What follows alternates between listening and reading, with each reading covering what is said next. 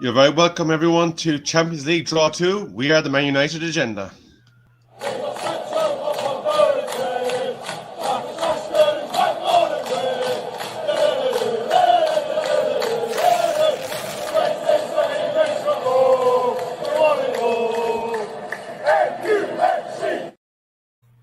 I am joined here today by TalkMU to cover this live reaction to the draw as it happens. Obviously, a lot of controversy with this morning's draw, with some issues in the technical software side.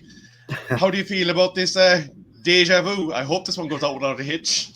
Yeah, it's really strange. I mean, as we were live, me and Monday, we were talking, and some people were putting in the chat, the problems and going to be a redraw and that. But I didn't think it would happen. I just really didn't believe it would happen. But you know what? Credit to them for actually seeing that this needed to be done.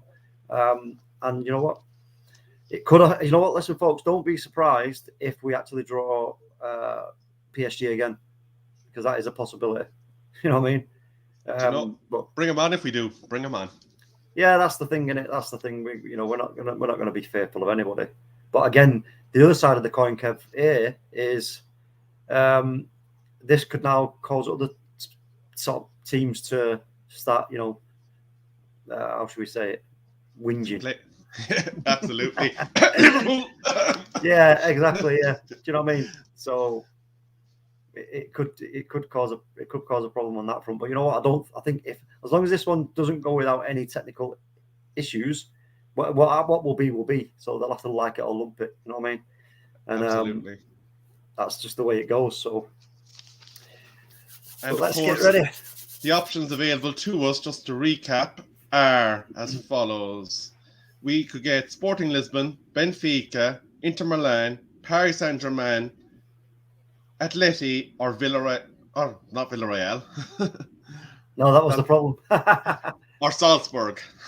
Yes. I'll tell you what, I mean, do you know what? I said it earlier on. I think, yeah, it'd be nice to get in the first game as someone like a Salzburg that, you think, right, okay, well, the odds would be in our favour and blah, blah, blah, get us ready for the next one. But on the other hand, you know what? Why not? Let's just go, in straight into the deep end and just go, you know what? We ain't scared of nobody. Let's have it. Bang. Absolutely. I believe, according to some reports in ESPN, that it was Atleti that lodged the initial request for a review, and then it was basically intense media pressure in regards to the fact that Manchester United's ball didn't appear to be in the drum as a possible opponent for Atletico is the main driver for this. Okay.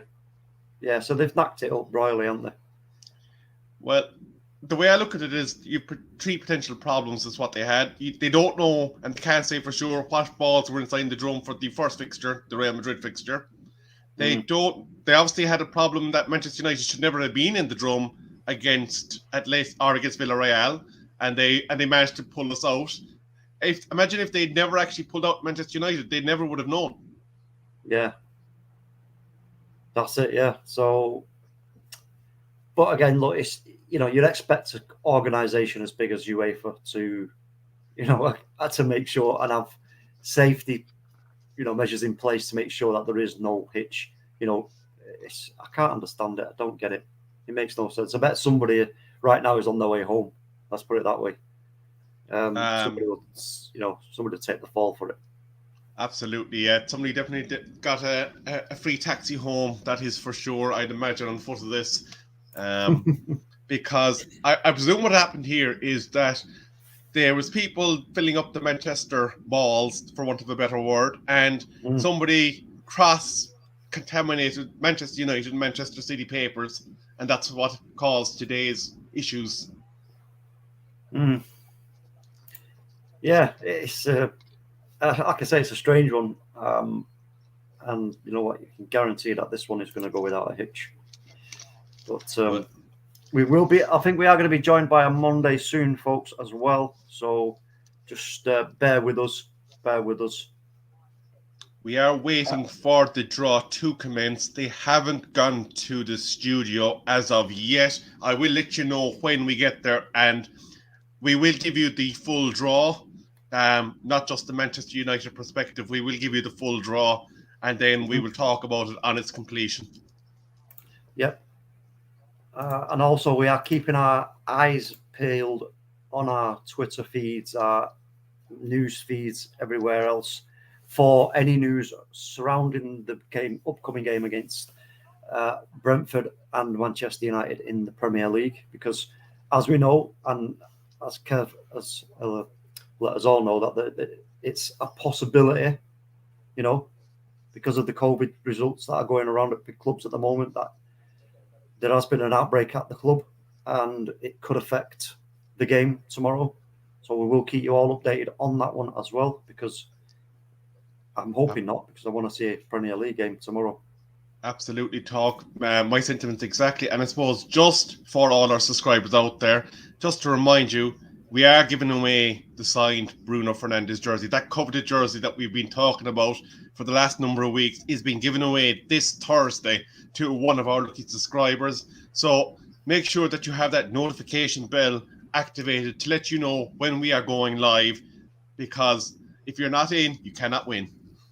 Yeah, that's it, Kevin. I'll tell you what, it's a fantastic prize, because you know what, whether it's for yourself, whether it's for your dad or a brother or a friend or whatever, what a great present to be able to give at Christmas, you know what I mean? And obviously the thing is here is, if any names get called out that are connected to the Man United agenda, then obviously it will be redrawn. We just redraw it there and then. And absolutely.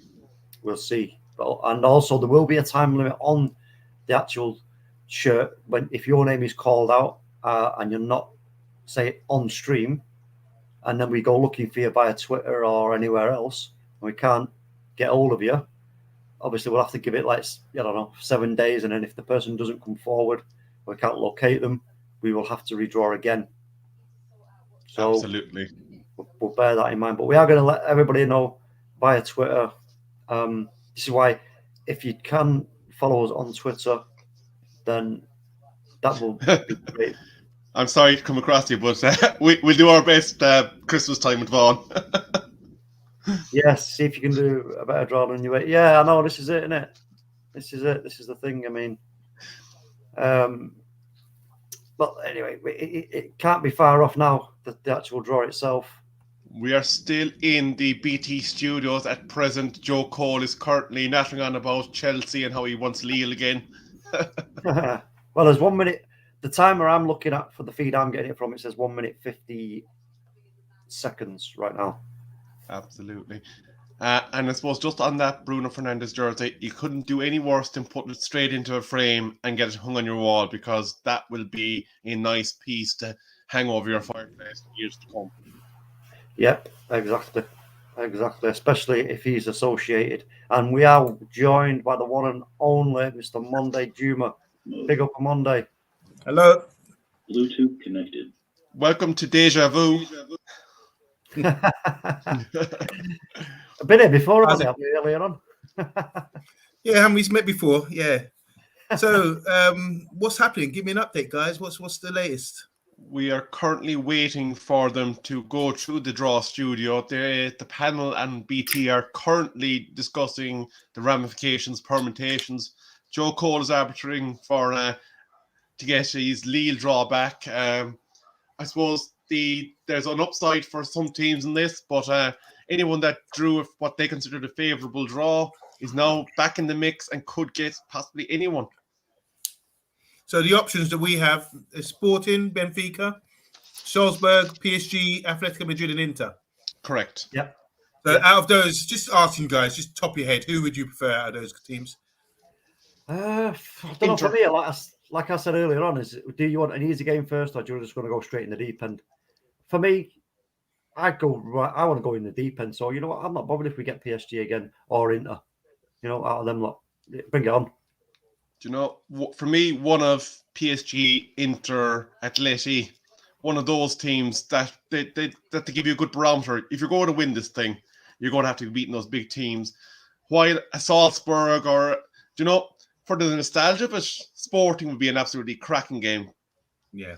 Ronaldo going home, back to where we got him from. There would be a lot of build-up that you could do around there. But I think for United's sake, definitely get us one of the top three in the draw. I really love your confidence, my confidence was built from the show we did earlier with Rise. I think I started We thinking to are- myself, bring it on. We are in the no matter draw who it is. room. Oh, here we go, folks. The UEFA Deputy Secretary, General Secretary, is currently explaining the rules, so we are getting ready to go live here, folks. Let's have it. I said on Monday earlier as well that you know what, no matter what happens here, it could end up that there's going to be some teams that are going to be a little bit whingy, i.e. Liverpool. Yeah. You know what I mean? If it doesn't go their way, you know, they could end up getting PSG. Just to fill you in on what has just been said by the General Secretary, after the draw, the external independent adjudicator will check to make sure all is okay. So they are not taking any chances with this one. They are covering themselves majorly. Yeah. Well, let's hope that there isn't any more blunders. I mean, crikey O'Reilly. I mean, you know, we don't want... I've said it before. I mean, how they've even got to this point is quite farcical, to be fair. An organization the size of UEFA should have strict, you know, safety measures in place to make sure that nothing goes wrong on a draw like this. I'm not viewing the draw right now, but who's viewing it? Is that you, Rebel? I got it here in Yes. front of me. Well, can you just explain, like, describe it to people who might not like myself? Is it like a ball draw, like a lottery kind of thing, or it's just name in the hat, open the ball? What we're looking at is we have a glass cylindrical container with all the runners-up balls on the General Secretary side. He's currently just put his hand in and given them a good shake, and the first ball is out. The first runner-up to be drawn out of the drum is, as he slowly opens it and sets the suspense, I can't wait. FC Salzburg is the first team out. So that is a team that we can play. So Manchester United will hopefully be in the drum this time. The only team that cannot play Salzburg are Lille, of course, who were the group winners. So Manchester City, Liverpool, Ajax, Real Madrid, Bayern Munich, Manchester United, and Juventus are all carefully being pulled out of their respective drums to be dropped into the draw bowl. And we've got a very nervous looking Arshavin watching carefully. Yeah, he's like, oh my God, don't let this go south They've again. been given a good shake, and Arshavin's hand is in the drum. And he's cracking that egg open and pulling out the piece of paper. Don't drop it.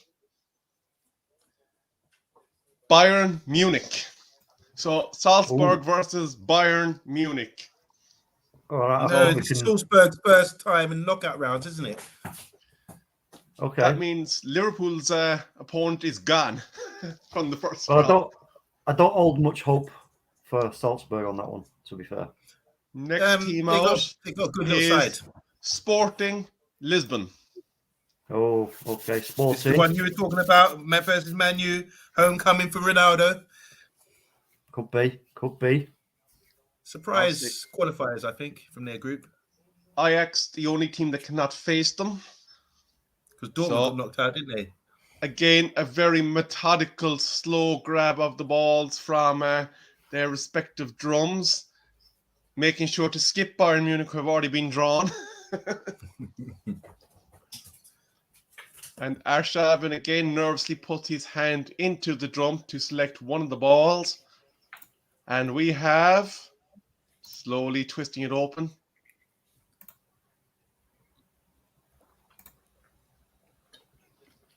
Manchester City against Sporting. Oh, okay. They'll be happy with that. Yeah, they'll be very happy with that, won't they? I think they'll see themselves comfortably going through there.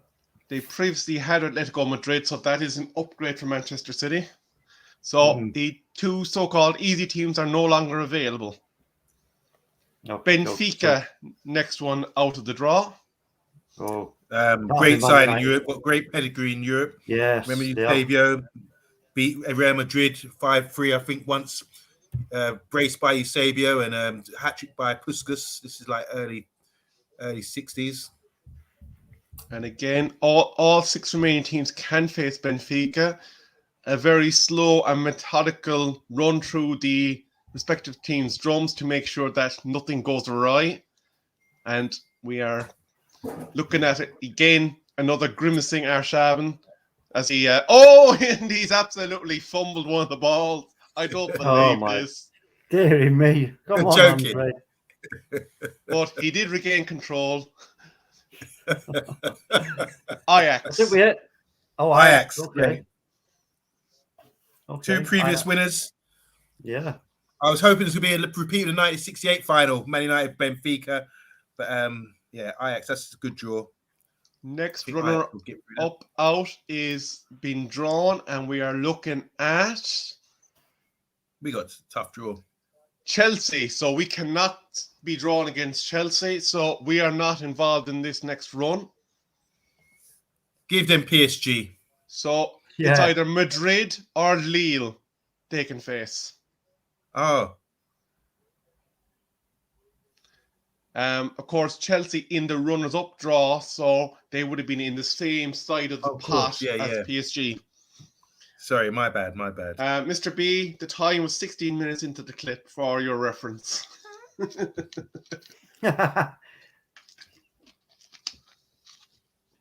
And they have been drawn against...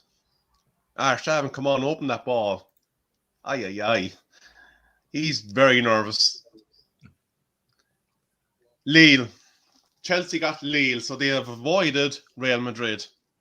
It'd be great to see Angel Gomez. He's been playing well for Lille this season. He's getting a lot of game time, former Man United player. So, yeah, let's get all behind Lille. So the Joe Cole Derby, of course. Oh, yeah, of course. And Edwin Hazard as well.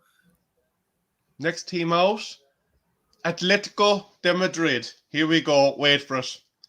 The team. This should be a tough draw. The team that is believed to have instigated the issue, and they can only face Manchester United or Juventus. So it's a 50-50 chance that they can get us. Okay, Tough here we game. go, folks. Tough game. Oh, dear. But again, like I say, you know what? Bring it on. And Arshavin, Arshavin, emotionless, expressionless, pulls out. Okay. Get the piece of paper in your hand. Good man. Manchester United. So we are playing Atletico de Madrid. Diego Simeone's charges. This will be a good one. Yes. Wow. We may as well finish out the draw at this point. And we will come back to the obvious challenge then that is Atletico de Madrid. Villarreal, good evening. Next out of the draw. And they can only play Juventus, so this one is straightforward. So that means Liverpool have a 50-50 chance of facing Paris Saint-Germain. How ironic is this, folks? Or Inter. Oh, I love it. I absolutely love it, folks. And of course, yes, they play Juventus. They even spend the one ball in the pot around just to make it official. Imagine that. So 4 teams left to be drawn. The second and last team out of the runner-up bowl, and will determine what the draw is Inter Milan. So Inter Milan can either face Liverpool or who's the last team on our side? Oh, they can only face Liverpool. Okay, so it is determined that Inter will play Liverpool, and that means Paris Saint-Germain have the heavyweight clash against Real Madrid. Wow. Ooh. Wow. That'll be a cracker. Paris will be at home, yeah. So PSG at home. Real Madrid. Obviously, the permutations there was that some team could obviously not face each other, so that pretty much made it a very straightforward finish.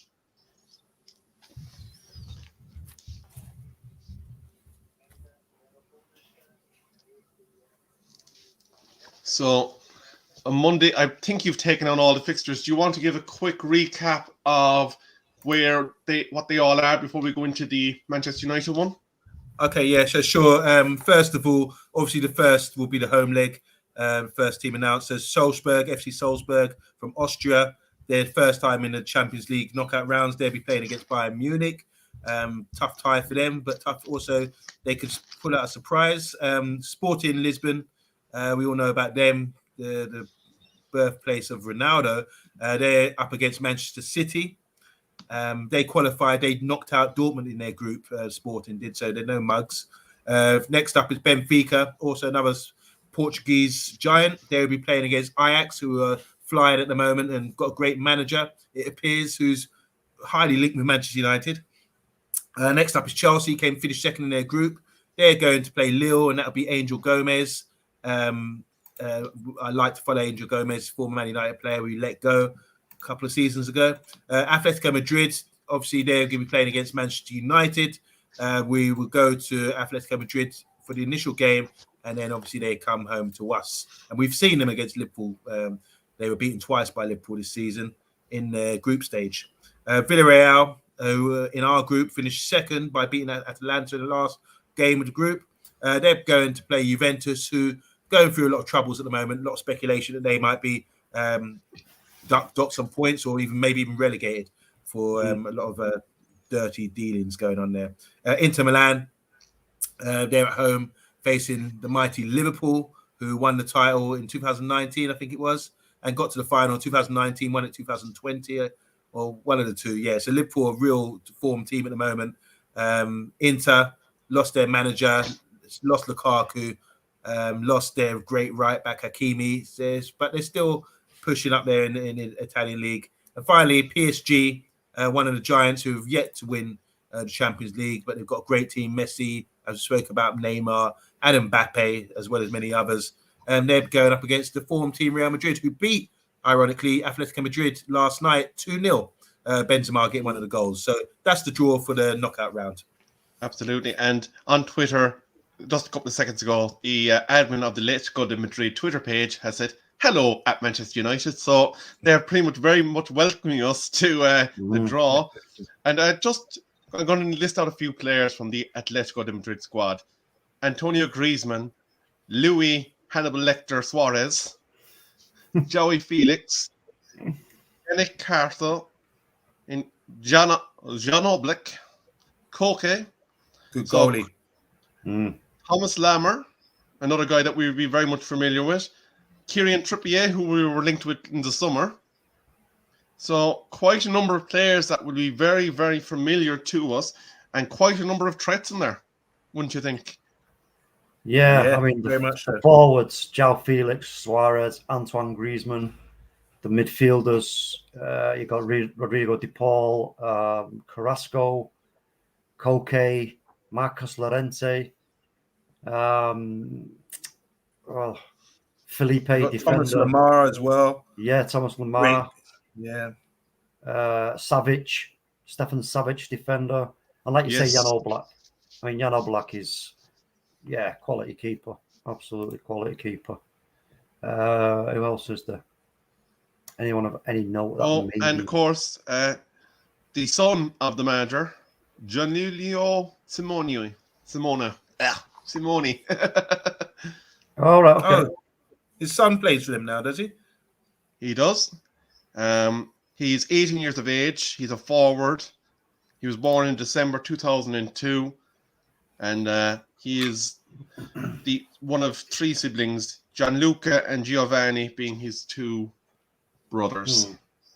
Well, in terms of Atletico Madrid in the Champions League, typical setup really, as you know, most people will know, is a 5-3-2 with Marcos Llorente right back, Carrasco left back, Hermoso, Conde Gobbia, and Versaljo, if I can't pronounce his name, as the centre backs, with a midfield three of Rodrigo De Paul on the left, Koke central, Thomas Lemar on the right, and then your two up front, Luis Suarez and Antoine Griezmann. Now, again, when you look at that, it's a case of, we know what they do. They make it very difficult for you. That midfield battle between Rui De Paul, sorry, not Rui De Paul, that's a difficult one, isn't it? Rodrigo De Paul, yes, and Lemar and Koke, coming up against, well, who knows who it would be back in February? Might be someone completely different. Yeah, before we Before we go any further, because I am going to hand over proceedings to my colleague, Mr. OMONDI Juma, I just want to remind you that we are giving away that Bruno Fernandes signed shirt on Thursday. So make sure that you have that notification bell activated to let you know when we go live and to keep you informed of everything that is Manchester United here on the Man United agenda. But I want to thank you for joining me, and I will now hand you over to my colleague, OMONDI Juma, and TalkMU will continue this debate. Rebel, thank you very much once again. Brilliantly, I could visualize it there, the way you were describing Arshavin dropping his balls, That's brilliant. Thanks again. 25-28. Yeah. All right, so Rebel's gone. So what are your initial feelings on the draw, Atletico Madrid's rise? Yeah, you know what? I'm not, again, I mean, look, we know they're a really difficult team to break down, and they can break on you exceptionally quickly. They got some good players in there.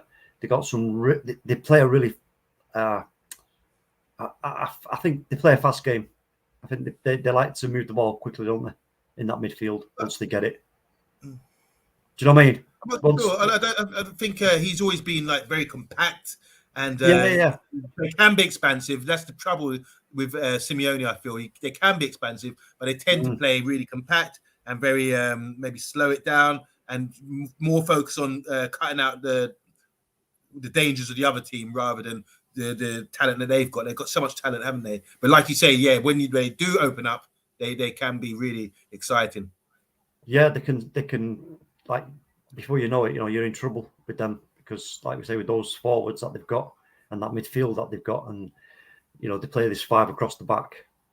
It's gonna, I mean, look, it'll be a difficult game. There's no two ways about that. But again, let's not fear this. We've got to, if you want to progress and win this thing, you have to play the big teams at some point. So why not now? Yeah. It's interesting, isn't it? Because they've got a great history, a better history than us in the last 7, 8, 9 years. They've reached 2 finals against Real Madrid when Real Madrid are going on their march ahead. Yeah. They were really unlucky, I felt.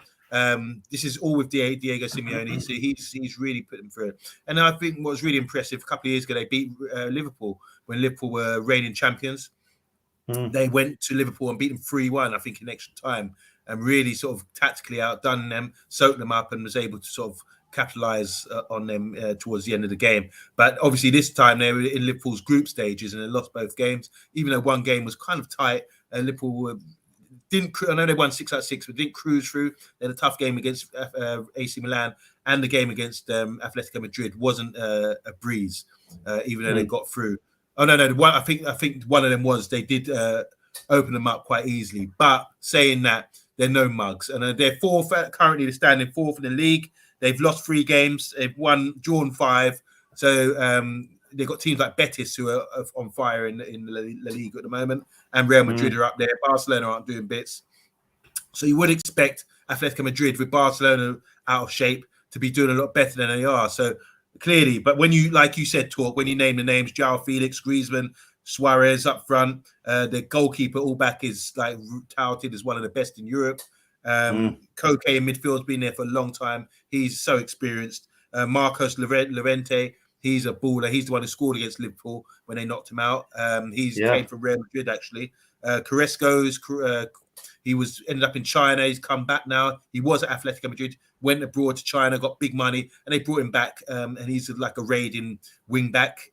He does a lot of work for them, and he's probably their most games I've seen this season. He's been their guys driving forward wide and really pushing on. Carrera is an Argentine number 10-ish player. But they tend to play in a 4-4-2 or like a 3-5-2. Thomas Lemar, he was bought from Monaco, really talented, gifted left-footed player in plays midfield, attacking midfield or wide. Trippier, we know about Kieran Trippier. He's really settled out there, and he says some great things about Diego Simeone. He said it's like going there and the defensive drills they do, it's just a level above what anything's experienced prior to that, even England or Tottenham, where he's been at. So he's really endorsing Diego Simeone and the tactics they have out there for each game. And Rodrigo de Paul, they bought him from Italy recently, the Argentine midfielder.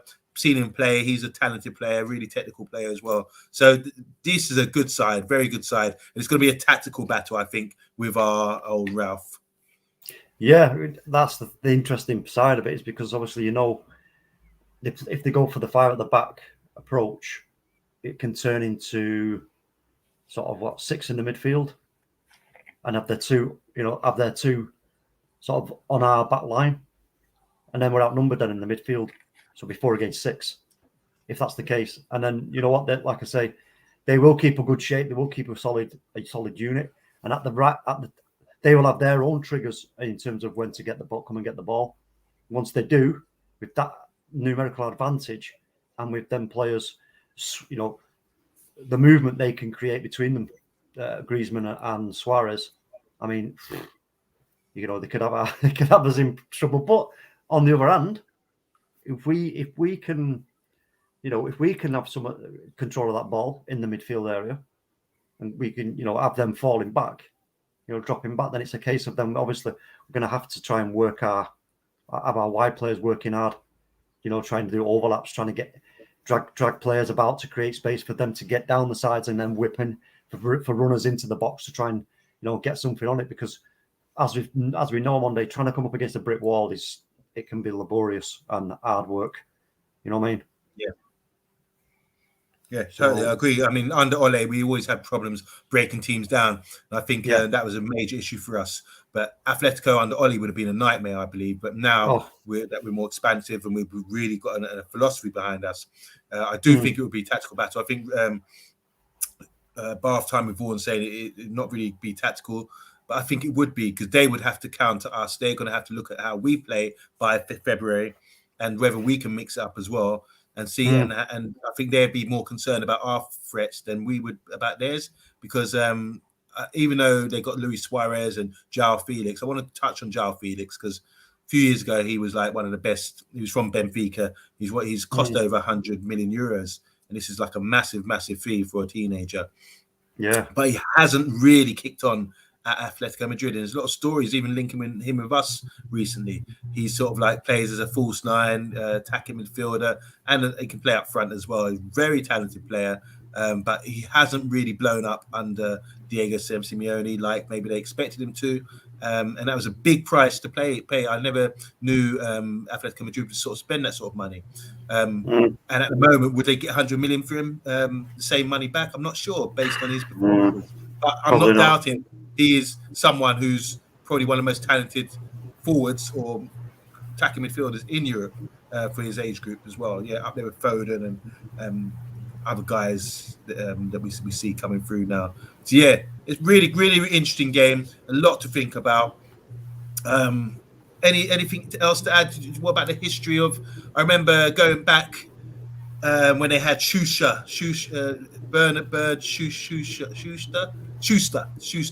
and we played them years ago. This is probably in the 80s, late 80s or early 90s. No, it would have been late 80s, probably early 90s. We played them, and they beat us with Bert Schuster.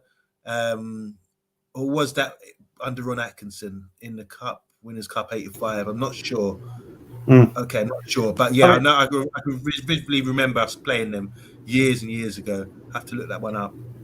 I know. Where is it? I think it was who's put it in. Somebody put there. It is. So yeah. So Box says Atletico used to keep clean sheets for fun and never lose at home. That was from 2012 to 2018. Not the same team.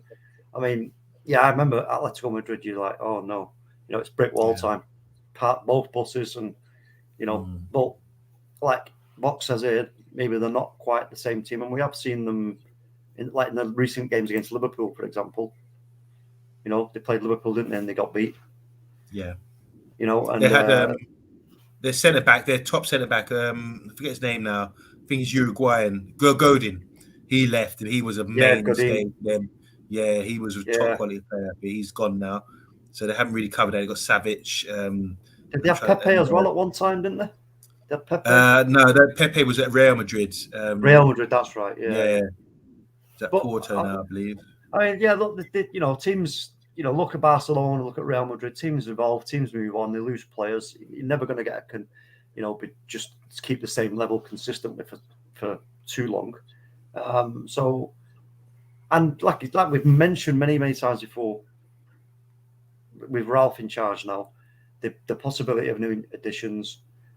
and then we're going to be so much more used to his tactics by the time this game comes around. So you know what?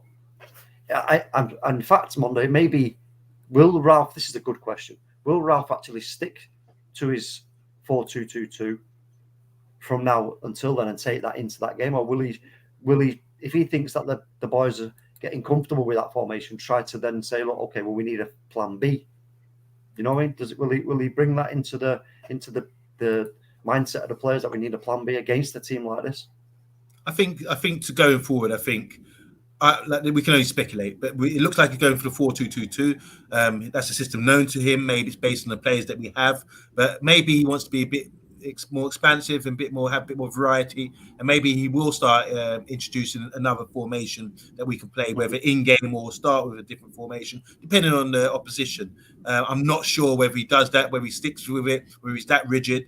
But the main thing applies. I think what will be rigid with him is the main thing about control and keeping the ball away from the goalkeeper, and pressing high and that kind of thing, and recycling of the ball, that kind of thing. That remains. The formations could be tweaked slightly, I imagine, but we just have to wait and see. Like I say, we're in week 2, week 3 maybe of Ralph, and it's very early days, so it's hard to sort of make that true assessment at the moment, isn't it? Well, that's the thing, yeah, because we don't know what's going to change. We don't personnel, blah blah blah, formations, etc. I mean, all we can do is keep an eye on our form in the league and obviously the FA Cup as well, because we are still in that one, folks. And so, let's see how we get on from here till then. We are still realistically, we are still in a title race. I think. Yeah. Numbers. Totally. The numbers tell us that we are in a title race. So, from that point of view, there's a lot for the team to sort of, bite onto here and get hold of, because we're still in 3 big competitions. We've still got a chance to win the Premier League. We've still got a chance to win the FA Cup and a chance to win the Champions League. So there's, it's not as if we haven't got anything to sort of go at, and there's nothing really realistic, because at the end of the day, we did say. I remember. Do you remember we had? Who did we? Oh, it was Jay. I think it was Jay Motti we had on. We were talking about what could we win like at the start of the season, and when we brought in the new players. And I think we all sort of agreed that maybe our best chance was probably the Champions League. You know what I mean? So yeah, you said that. I remember you saying that specifically. Yeah, that still remains the case for me, because like one-off games, well, I say one-off games. The goal threat we have. Yeah, the goal threat we have, the new manager that we have now, the new assistants that are around him, the sports psychologist, everything we've been talking about over the last few weeks. Now we've got all that time from now till then for Ralph now he can focus on the Premier League. That's the bread and butter for the fans and for the club. That's what we want more than anything else. But he can use that. Yeah, I heard you say that at the start of this, because when we did get the transfers in and at the start of the season, you said we could probably do the double, we could challenge, and we could win the Champions League. And I agree with you. It still remains the same now. Obviously, we've had that poor spell under Ollie, poor amount of form. But now that idea that we could win something big has been reignited. And I think, you've got to stand by your word, because it could be prophetic at the end of the season, with everything we've been through. So. Yeah, so you could be right there. You could be right there, TalkMU. And also, don't forget the fact that the refreshment of the squad, that brings its own benefits. Obviously, we'll lose certain players, maybe Lingard, Martial are 2 names that have been touted to be on their way.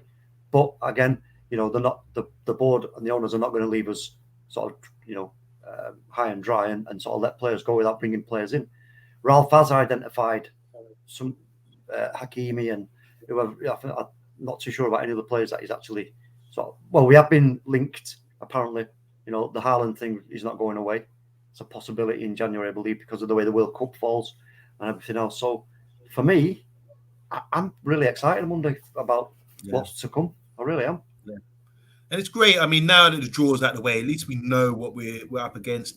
Like we said earlier in the other show, we can start prepping for that and prepping for all the Premiership games, FA Cup game against Villa, It's all to come, and it's all going to be really exciting now, isn't it? From now on, because every game is a winnable game for us, I believe now, and every game we have to win if we are going to be considered like climbing the table and taking on the big guns in Europe, which we do have, based on their last 7-8 years. Maybe, as Box was saying, they haven't been at the races properly, which has been like demonstrated in the group stages as well. They got turned over twice by Liverpool, and just got straight through against AC Milan. You know, so yeah, really interesting times for Man United.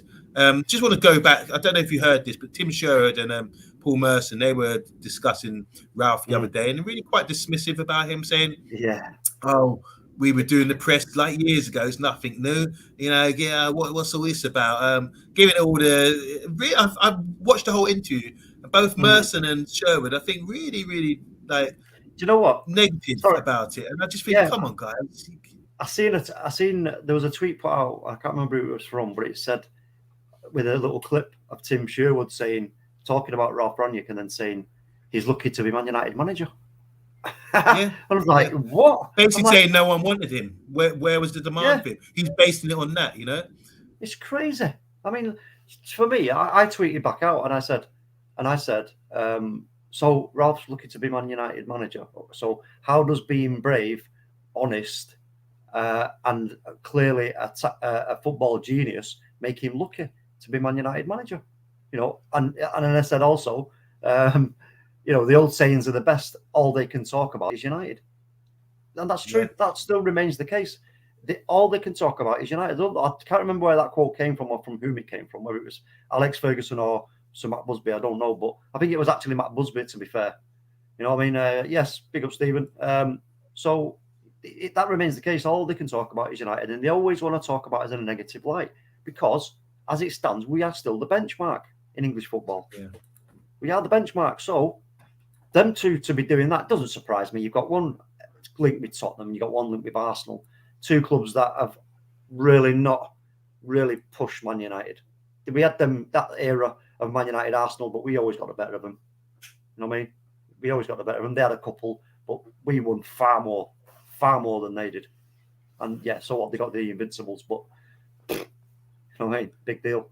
The big boss man Mr. B, the other big boss man, he's asking a question here. Atletico rather than PSG. I mean, which one do you prefer? Which would you like to go back to the original draw? I'm quite happy either way. Yeah, I'm happy either way. I'm not too concerned, like I said, because you know you have to look at this now. This is where the sports psychologist comes into it. Look at this from a psychological perspective. Look, is it, you know what? Give it them now. Give this challenge to the boys now. You know, get them ready now. Now they know who they've got to face. They know now is the time now to be focused, to be on it.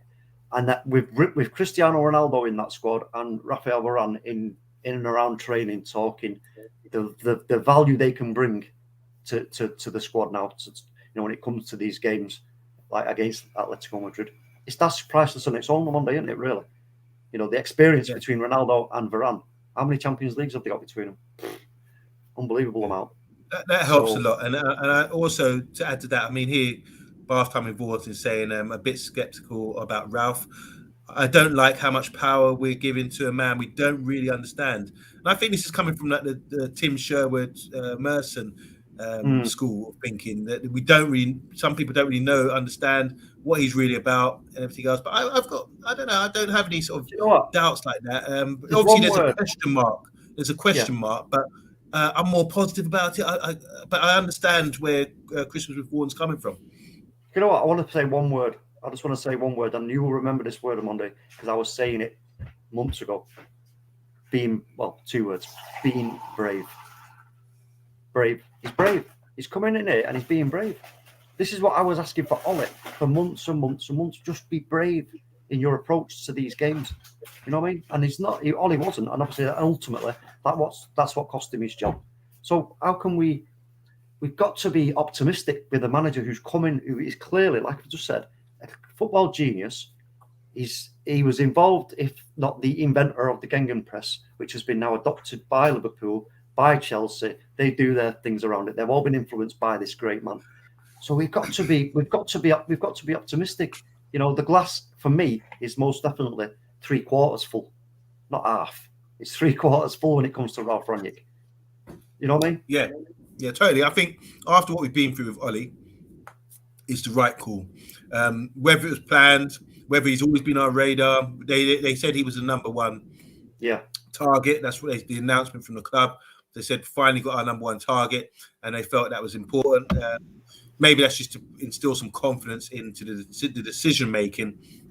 Who knows? Because, like you say, they say one thing, and behind it's obviously something else is going on. But I think we should get behind him. I think I agree with bath time and Vaughan. We just got to see. It's week, like we said, bath time. It's week 3. We've got to see what happens with the side, how we progress. And I know you say about lack of width, but the width does come. I think the width does come once we're camped in their half and we've got the fullbacks out there. And obviously you can get they can double up with the 2 number 10s and link up the play in that respect. So, but I do get you when we come up against a team that does play wide, like Norwich the other day. Their fullbacks got a lot of possession and they've got a lot of the ball. And they were driving one-on-one with our fullbacks. So it's really, it's kind of like that's the only kind of weakness you could sort of say to the eye at the moment. If a team does like bomb on us, our fullbacks need to be responsible. And this is why I'm saying it's such a key position for us right now, going forward and coming back. These fullbacks need to be like wrapped up in cotton wool and really sort of sat down in class and explain exactly where they need to be at all times, because these 2 positions, the left and the right fullback, is so key, I believe. Judging what Bath Time's saying, judging by how we attack and where we're getting our balls from, judging by the response now to Tellez and Dalot, that the fans get behind them because they can see that. Everyone can see that this position is vital. Yeah, and I mean, it's that when you look at the midfield in this setup, that they will look, as I'm sure you'll agree, they will look for triggers.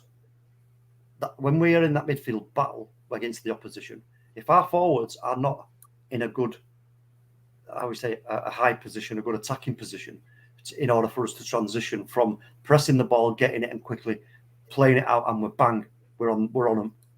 If we aren't in that position, the fullbacks then they have to be clever in how far they go forward. Because if they go too far forward and our forwards are not in a good position, and we're then having to try and work the ball, and so it's going to take a couple more passes or longer in the time duration of when we get the ball back after whatever many seconds it is, 5-6 seconds, within 10 seconds you should be shooting a goal. This is the ethos.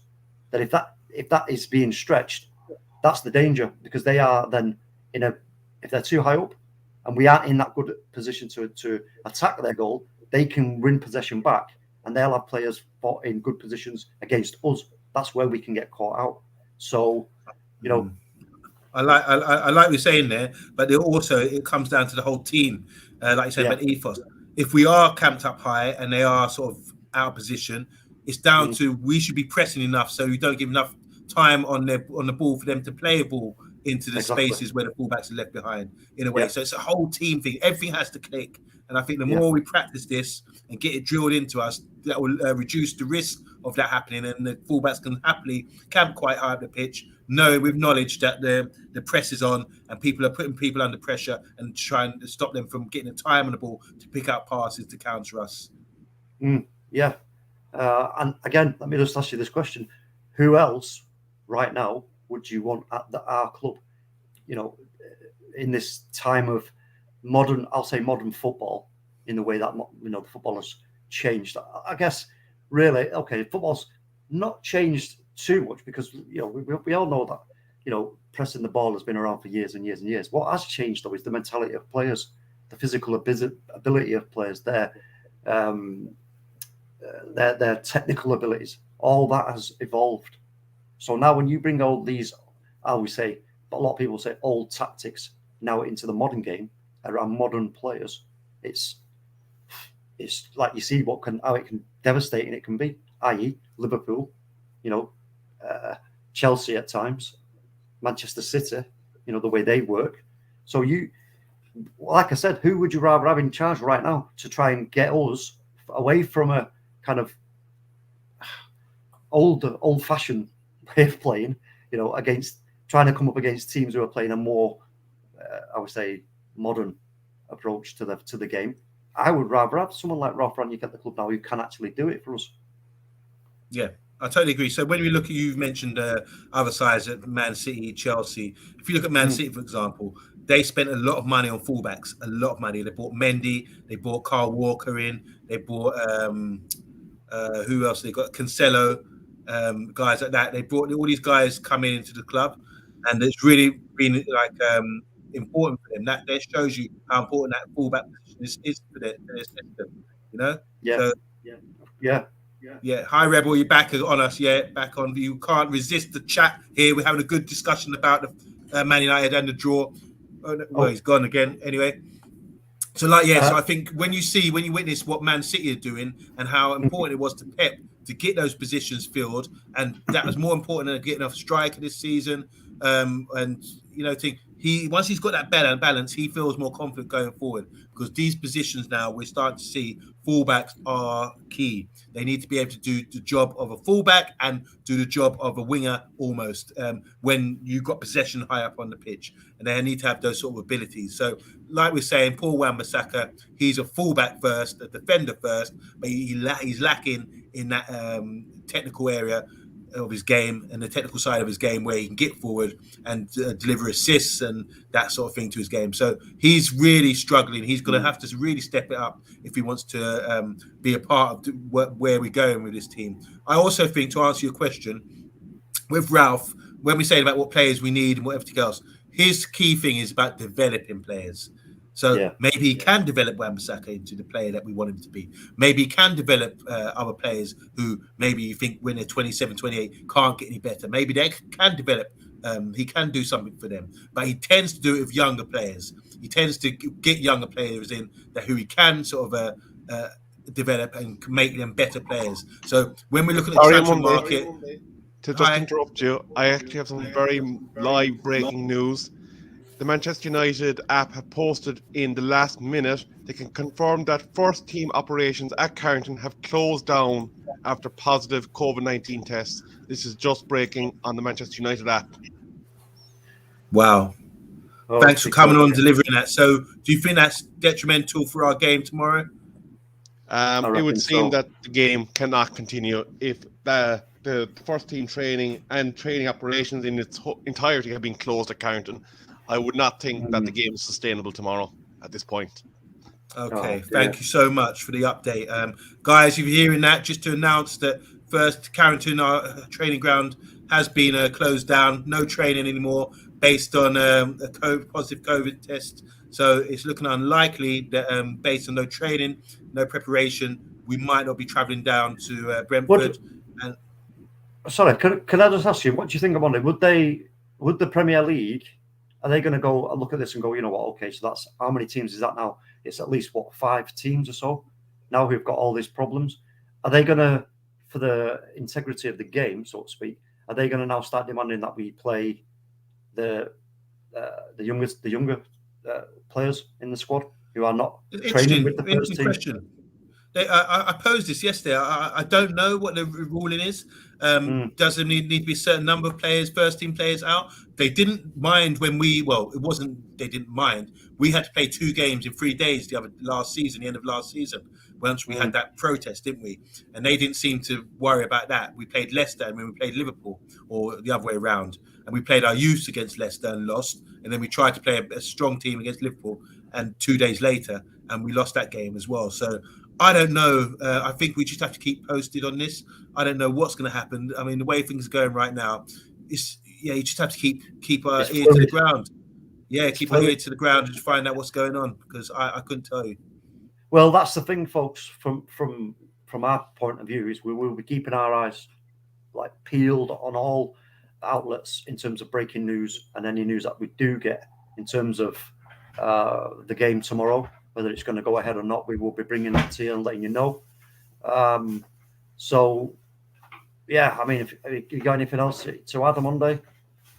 I haven't got anything else to add, but yeah, just once again, just to reiterate what Rebel has come on and said, breaking news is that there's a COVID outbreak at Manchester United. We got sort of some news about it wasn't the first team. It was yesterday. Sorry. It was, Just to come on Sorry, again. go ahead. They have since removed the post again. Okay. Interestingly. Okay. Wait a minute. But there you go. Live and breaking news. Comes and goes. Wow. Well, hold on. So what was it? So Man United, they put the tweet out, the post, yeah? It was on the Manchester United app talk. They posted that training operations had ceased at Carrington a minute ago, and they have since pulled down that post. Maybe that's to update it. Then maybe they've had talks with the Premier League. They might update it then with something more substantial in terms of the game tomorrow. And like Christmas time, Vaughan says it depends on if it's staff around Carrington or the squad. They need to be very specific about that, don't they? So we know what we're dealing with here. But So, like I say, folks, we'll keep our eyes peeled on it, and I will let the guys know if anything develops. But they pulled down the post again since. Yeah, well, yeah. God willing, I hope everything's all right and no one's hurt or no one's in danger. They have to do what they have to do, follow the regulations, and hopefully we do get to see some football over this winter period. And unlike last season when there was no fans at the games. Just to add, final thing, I want to talk about David De Gea. This is like a homecoming for him. It's a really significant game for him because Atletico Madrid is where he started out, and he's still sort of admired there. He's come through their youth academy, and he was spotted by Alex Ferguson, and we bought him for quite a bit of money back then. So he'd been a good servant for Man U. He's starting to get some form back, according to most fans. They're really enjoying his performances this season. So what do you think is any sentimental reasons for him coming back, playing Atletico Madrid? Yeah. How do you think he's feeling right now? Yeah, of course. I mean, I think there was a point in his career at Man United where we know he was the possibility was there of him going to Real Madrid. We know that. So, he had to deal with the disappointment of that, of not happening. And it's the same for any player who is playing overseas. You of course you miss home. You miss your home. It's just a natural thing. So I think this for him, this will be a big moment for him going back to the club, his boyhood club.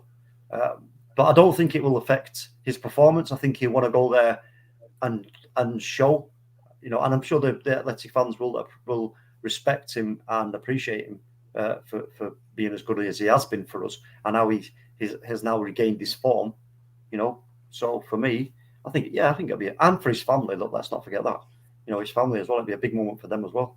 So sorry, this is all going all up in the air. Sorry to break it again, but Vaughan's now saying the first team squad have cancelled the trip to London. So it's all up in the air at the moment. We don't know what's happening. News is coming in left, right, and centre. Like I said, Rebel just came in with some news and said it's been removed from the website. So let's have a look here. We're waiting on the Premier League to tell us what to do. The Manchester United what they need to do, and it's a 24-hour closure at Carrington, I assume. All the deleted statement, all from the deleted statement. Okay. So yeah, interesting. Just watch this space, guys. I mean, thank you so much. Seems like everyone, Christmas with Vaughan's got his ear to the ground as well as us. So Christmas, if you guys hear anything, please let us know and we can discuss it. Come back on the channel, but don't forget, guys. Everyone tuning in, 10 people now. Press the like button for us, please. That's the most important thing. As soon as you come onto the channel, press the like button, and we can go from there. It just helps us out. And don't forget about the Bruno Fernandes shirt. We'll be doing a live draw, a signed shirt from Bruno Fernandes, and one of you guys will be lucky enough to win it. Well, we've reached 1,000 subscribers, and we're ever so grateful to you guys. Yeah. So, as from anything left to say about we've got, just to clarify, we've got Atletico Madrid. There seems to be some rumours going around at the moment now. Like I say, which is speculation that there's a COVID outbreak. They've closed the training ground. We're going to follow that up and see if there's any truth in that. And hopefully the game against Brentford tomorrow gets to go ahead, because it's important we keep this momentum going right now. Don't you think, Talk? Yeah, I mean, I would look for the game to be going ahead, but I've got a very, very sneaky suspicion that it's not going to happen. I just don't think it's going to happen. As Bath said as well, there is now an outbreak at Brighton, who will play after. So I think for me on Monday, considering what's been said by the Prime Minister and blah, blah, blah, over the last few days, I think it's looking like we could have a shutdown of football for a few weeks here. Okay. I just think there's too many clubs now that are having outbreaks, and this thing is, spreading like crazy. And I know we're not talking about that, but in terms of the football side of thing, I think it's getting a little bit out of hand, and I think there's going to be a shutdown. Okay. So on that note, we're going to shut down too. Not Yes. for any bad reasons. Oh, wait a minute. We might have more breaking news. Breaking news coming in. I'm back to you. The statement has been reinstated, and I'm going to give it to you in full. Okay. United can confirm that following PCR test confirmation of yesterday's positive LFT COVID-19 cases among the first team staff and players, the decision has been taken to close down first team operations at Carrington Training Complex for 24 hours to minimise risk to any further infection. Individuals who tested positive are isolating per Premier League protocols. Given the cancellation of training and disruption to the squad, and with the health of players and staff the priority, the club is in discussion with the Premier League whether it's safe for Tuesday's fixture against Brentford to continue, both from a COVID infection and player preparation perspective. Team and staff travel to London will be deferred pending the results of this discussion. So it is looking like the game is very much under threat. There is a player welfare concern there, and Carrington is completely shut down. Wow. Breaking news. Well, Hot off the press. Yes. Thank you so much, Rebel, man, for keeping your ear to the ground. Nothing gets past you, and you were the first. It's great to have you on board, so you can keep us updated, and we're on the spot. So there you go. Just to repeat what Rebel just saying again. Yes, it is confirmed. Even though they deleted the post, it's come back on now. They're saying 24 hours for safety. That the training grounds will be shut. There has been an outbreak of COVID at Manchester United, and now they're in discussions with the Premier League about tomorrow's pending game against Brentford, and its likelihood is that maybe it will be called off just for the safety of the players, and obviously for lack of preparation as well. I think that's the argument they'll be proposing to the Premier League. Can I just ask, before we do wrap up, I just want to, because if this is the case, we do get the news that this game is not going to go ahead tomorrow in the next few hours, then that may alter the show that we were planning for this evening. So I just want to ask everybody who's in the chat, we do have on Monday's absolutely amazing quiz show called On the Spot. If anybody in the chat wants to come on to the quiz and face a Monday, and I'll tell you now from experience, it's hard and it is pressurized. So bring your A game if you do want to come on to the show. And if you do want to come on, follow us on Twitter at the Man United Agenda, and then just DM us, put a message in there that I'm up for coming on the quiz show, and then we will work it out and we'll get you on a day and a time scheduled to come on and face a Monday and solo in the on the spot football quiz. It's the best quiz I've ever seen. It's absolutely brilliant.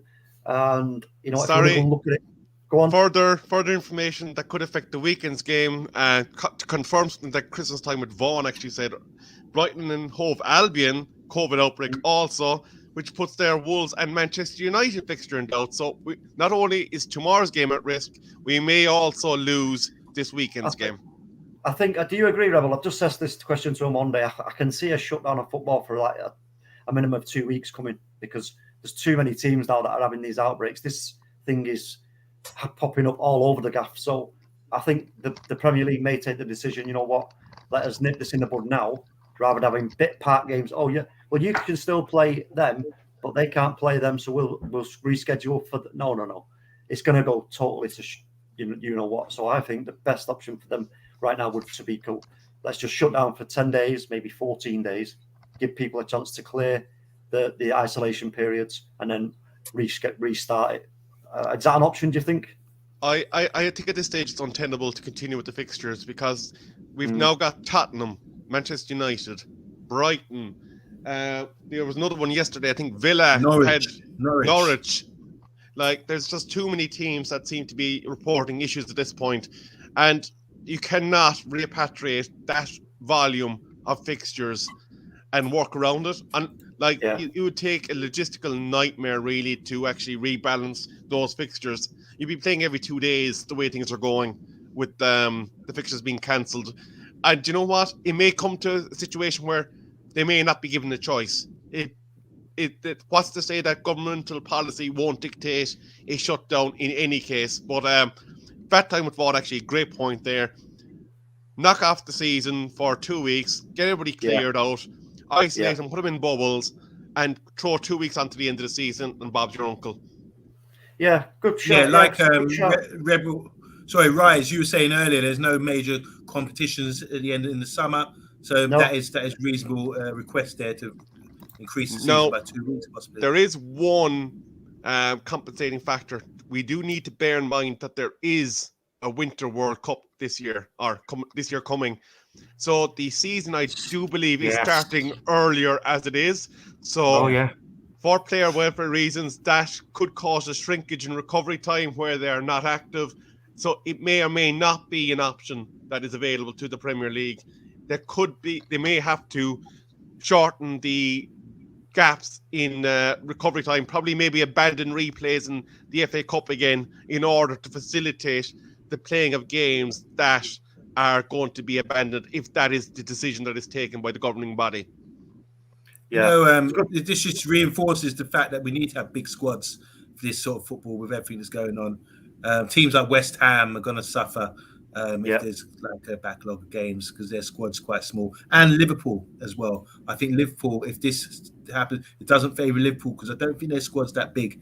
And this is why I keep saying, not to say anything, but I think Man United, with our squad size and depth, we're quite looking good out there, and this is why I think we can challenge for major things.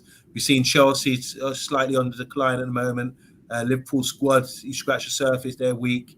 Man City, they're a great team, great squad. You know, they play a great round of football. But I do think our squad's massive, and Ralph has mentioned that as well. So, yeah, let's see what happens. And like I say, this is just breaking news now, and it's great. You've heard it first here on the Man United Agenda. Yeah, and we will bring you anything else that we do here later on this evening. If we think we need to know, we will put it out there, and we will come, live again and let you know exactly what any decisions have been made. Absolutely. I am giving one last quick flick through the news sources just to see if there's anything a bit more meaty. I'll just give a quick look in Sky to see if they're giving us anything. No, nothing further than what. Then hold on. Yeah, nothing further in the team perspective at this point, other than we now have a problem potentially at Brighton. Obviously now at United with the shutdown of the complex. We do not know the status of Spurs in terms of their ability to fulfill fixtures at this point, given that they are currently recovering in their bubble. And we also had a positive test yesterday at Aston Villa. So that's potentially 8 Premier League teams that would be affected in the midweek fixtures, which is nearly 50% of your fixtures, which is just not sustainable if you're trying to refix all those fixtures. Well, the other thing is surely it shouldn't take the Premier League too long to come to a decision here. They have to think about fans, so potentially making plans about travelling, you know what I mean? So, and also we've got experience of this now. The Premier League have had experience of this before, so they should hopefully have a protocols in place what they can refer to and go, you know what, right? Oh, we've got to go to this plan now. Put it out there as quick as possible to let everybody know, and then people can, do what they need to do accordingly to adjust. So just to close up now, just to add, Man United have been drawn against Atletico Madrid in the Champions League. Just go through the other fixtures as well in the knockout round. Salzburg, Bayern Munich, Sporting versus Man City, Benfica versus Ajax, Chelsea versus Lille, Atletico Madrid versus Man United, Villarreal versus Juve, Inter versus Liverpool, PSG versus Real Madrid. And that's going in on February and March. Those rounds are going ahead. And obviously, we just heard here from breaking news from Rebel that there's a COVID outbreak, and it's questionable whether we will play tomorrow, and due to what's happening at Brighton as well, whether games will go ahead at this weekend as well. So keep posted, guys. Keep tuned in to the Man United Agenda, and we're going to sign out. Thank you for everyone who's tuned in today. Make sure you press the like button, and we will see you at 7 o'clock this evening. Good night. Yep. Good night. Ciao. Have a great afternoon.